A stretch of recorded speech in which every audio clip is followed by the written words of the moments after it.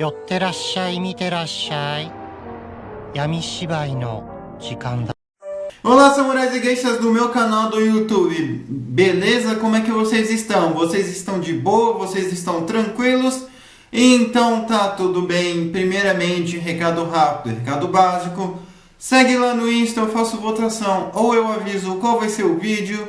Segundo recado, curte a página do canal no Face, eu faço postagens diárias, curiosidades rápidas, coisas que não dá pra ficar postando aqui no canal toda hora. E por último, mas não menos importante, eu vou deixar tanto aqui no card quanto na descrição as últimas 5 teorias, beleza? E quem puder dar aquele apoio, eu agradeço. E bem, como vocês estão vendo hoje, é vídeo de teoria. E a teoria é, e se a dinastia Ming não tivesse caído? E eu vou dar uma bela adaptada aqui para e se a dinastia Ming nunca tivesse caído, hein? E essa teoria não é uma teoria minha, e sim a teoria de um inscrito. Demorou, mas eu fiz. Perdoe a demora, mas enfim.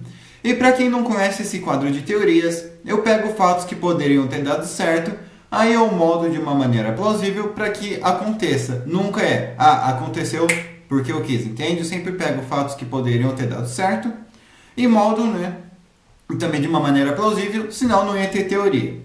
E também eu sempre trabalho com os 3 principais eventos mundiais. A Primeira Guerra Mundial, Segunda Guerra Mundial e Guerra Fria. E o quarto, né, que seria como é que seria atualmente, né? Seria basicamente as consequências de tudo isso. Então, sem enrolação que eu já enrolei demais, vamos ao vídeo. E bem, para quem não sabe, né, a dinastia Ming, ela caiu lá para o ano já de 1600. E ela caiu para a dinastia Qing, e curiosamente através de um ataque biológico, não é mesmo? Os Qing, eles colocavam cadáveres no rio que descia ali para o sul da China, que, querendo ou não, era o lugar onde o pessoal da dinastia Ming tomava água. Então, já viu, né? Mas ok, vamos supor que eles saibam desse feito, né? E eles acabem ficando numa certa pandemia aí. Só que vamos supor que eles consigam reagir a tempo, e eu não digo nem criar uma solução milagrosa para eles não se contaminarem. Isso não, fora de cogitação. O que eles poderiam fazer era revidar atacando os corpos ali infectados com uma catapulta ali ainda no início da dinastia Qing, onde eles estavam ali ainda relativamente pequenos, então seria mais fácil de revidar. Aí eles poderiam conter a dinastia Qing. E nesse mesmo tempo, se eu não me engano, ou acho que até antes, eles já tinham tomado Taiwan. Então, Taiwan, né? Desde basicamente 1400 já faz parte da China. E o porquê que eu estou mencionando isso? O porquê que eles tomaram e eles peitaram a Holanda e a Espanha. E se eu não me engano, eu acho que talvez Portugal. Então, eles já tinham experiência em batalhas navais melhor do que a dinastia Qing. E sem contar um outro fator. A dinastia Ming tinha colônias... A dinastia Ming tinha colônias ultramarinas. Então, para quem não manja, a ilha de Brunel já foi uma colônia da dinastia Qing, um estado fantoche deles, um pedacinho, se eu não me engano, acho que é da Malásia ou da Birmânia, mas é bem pertinho ali da Tailândia. Um outro lugar também que muita gente não vai nem tipo, o quê? Que foi Moçambique. E sim, eles ficaram ali com um pedacinho ali da costa de Moçambique ali para eles. Então, isso é importante. O porquê? Porque eles mantiveram essas colônias até o final da dinastia. E, bem, já que estamos falando de colônias, quem é o perito nesse assunto? Exatamente a Inglaterra e a França e a Espanha. E quais seriam os papéis deles ali? Bem, a Holanda, isso eu já vou adiantando um pouquinho, tá? Porque senão não vai dar para ficar contando toda a história da China. Já ali, mais ou menos ali no século XVI, no século XVII, começaram ali, tipo, eu sei que foi bem antes, né, mas a colonização ali pela Ásia. Então, eles teriam que enfrentar um inimigo à altura, porque a dinastia Ming sabia, assim, lidar com conflitos navais. Eles não eram tão corruptos e tão sucateados quanto a dinastia Qing. A dinastia Qing era bom em terra, mas não era bom no mar. A dinastia Ming já era bom um pouco mais no mar do que em terra. Então, como é que seria, já que a Holanda colonizou de certa forma ali a Indonésia, que fazia parte de Brunel? Isso vai ficar um negócio meio difícil para a Holanda e talvez até um pouquinho custoso para a dinastia Ming. O porquê? Justamente pelo fato, né, de que os asiáticos, ninguém, né, aceita ser colonizado, só que a dinastia Ming ela ainda pode mandar uma propaganda, tipo, não deixe o europeu te dominar, nós vamos aí te ajudar.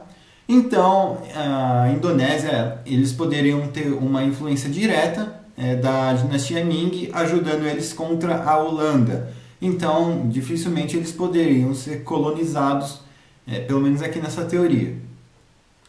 E o fato deles não serem colonizados, o que significa, eu te ajudei, você me ajuda, e a gente se expande aqui, a gente faz um tratado de defesa mútua, e com isso a dinastia Ming ela consegue arrecadar mais dinheiro ainda e mais recursos. Afinal, a Indonésia também é um bom lugar para isso. E nesse tempo também nós já tínhamos as Filipinas sendo colonizadas pelos espanhóis.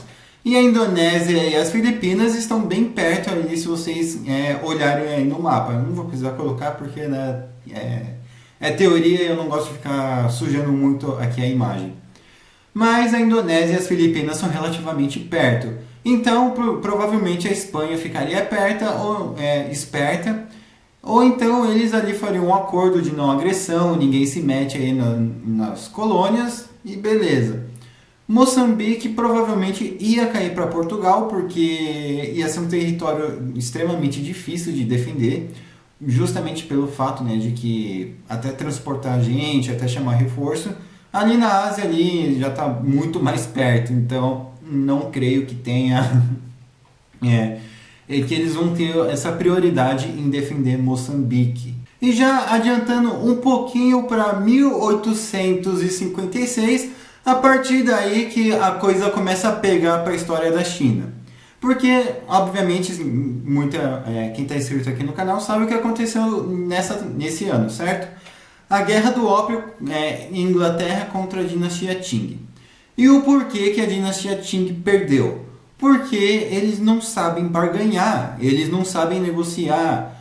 Então, os ingleses acabaram enchendo os chineses de ópio para criar uma guerra e os ingleses com toda certeza vencer, que afinal é muito fácil atirar em uma pessoa viciada e semi-nutrida. Então, como é que seria aí? Eu acredito que a dinastia Ming iria simplesmente alugar Hong Kong. Sim, alugar Hong Kong. Mas o porquê você está falando isso, Bruno? Como assim alugar Hong Kong? Aí é que vem um plot twist. Sabe por que Macau era uma colônia portuguesa, entre aspas? Porque a dinastia Ming alugava Macau para Portugal. E Portugal pagava uma taxa alta para a dinastia Ming para ficar com Macau.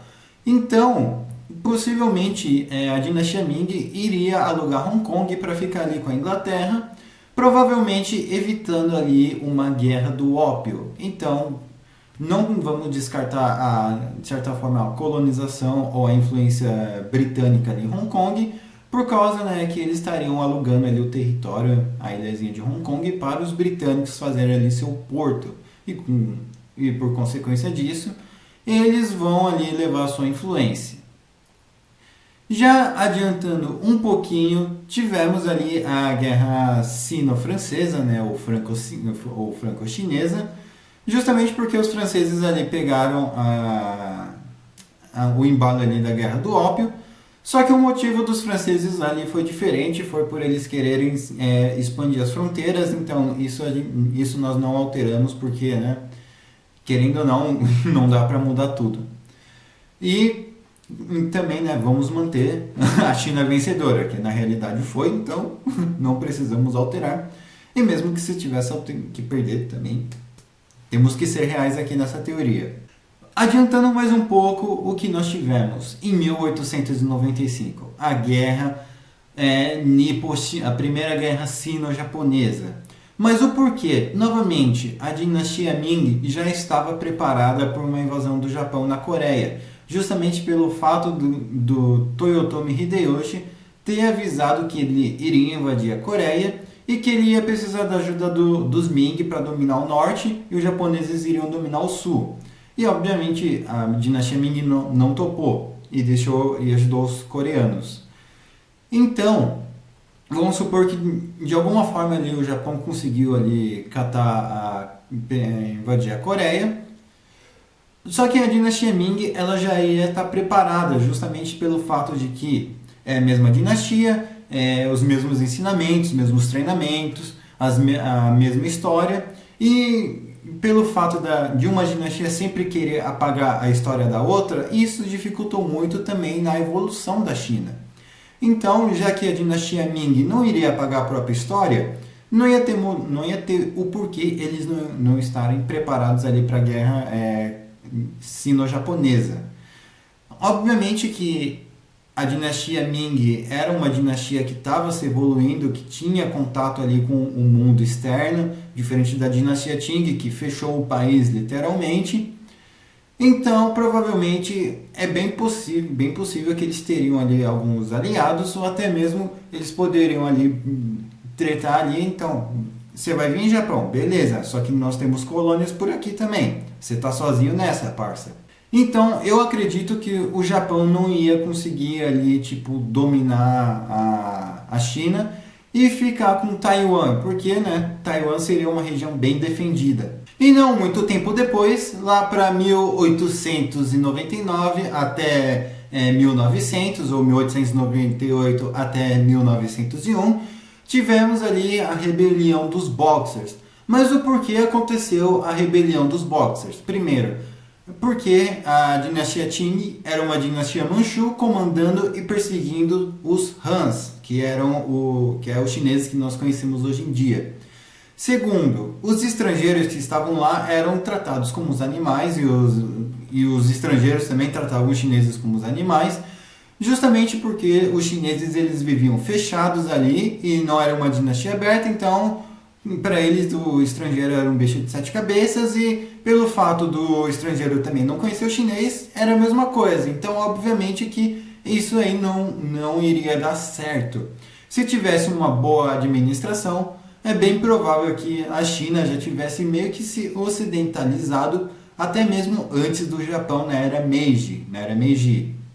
Então, é muito provável de que a ocidentalização da China viesse ali durante a Primeira Guerra Sino-Japonesa, ali, evitando ali a rebelião dos Boxers. Só que a partir desse momento, a partir de 1900, 1902, a dinastia Qing também ela iria começar a se expandir.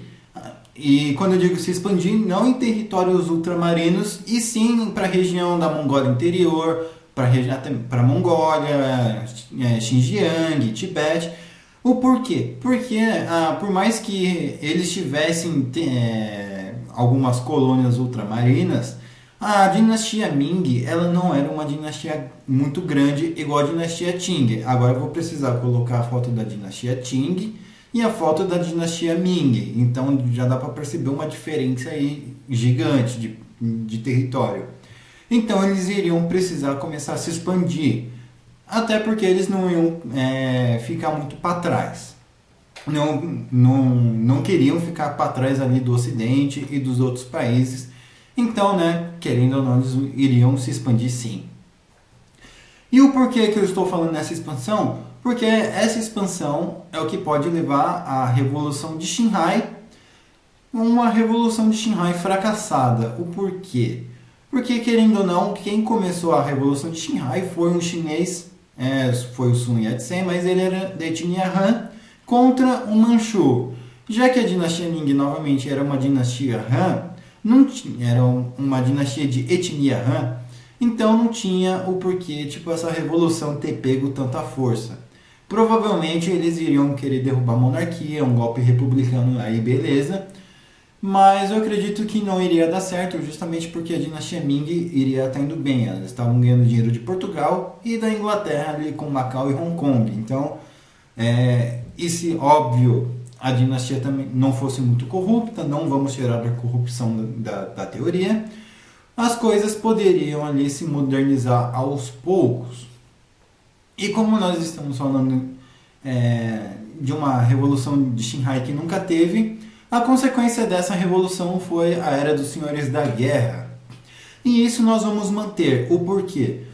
Porque podem ter ali alguns sultãos, até mesmo algumas tribos tibetanas, que eles não vão aceitar o domínio. Então eles vão formar ali as suas próprias facções, com as suas próprias ideologias, seus próprios interesses, e começar a pipocar ali. Mas na China continental, na China, que é China mesmo ali, tipo, na região que nós estamos acostumados como China, eu acredito que os senhores da guerra ali não iriam pipocar tanto.